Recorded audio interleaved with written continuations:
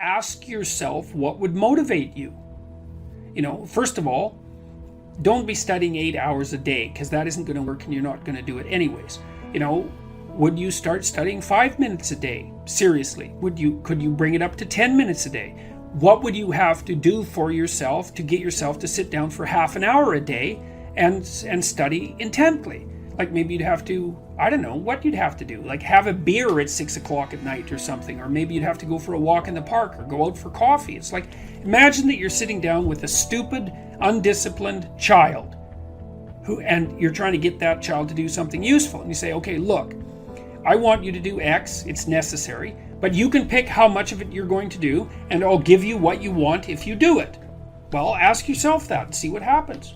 So don't try to tyrannize yourself, try to negotiate with yourself and use some reward and see how that works. And start slow, maybe you're not very disciplined and the best you can do is half an hour of studying it a day. Well, start with half an hour. Increase that 5 minutes a week. If you do that, that's a lot. If you do that for a year, then by the end of the year you'll be studying 4 hours a day. So you could that's just with 5 minutes a week, right? Because that's 250 minutes in a year. So start ridiculously, pathetically. Study for 5 minutes a day for a week, and then move it to 10. You'll be able to do that.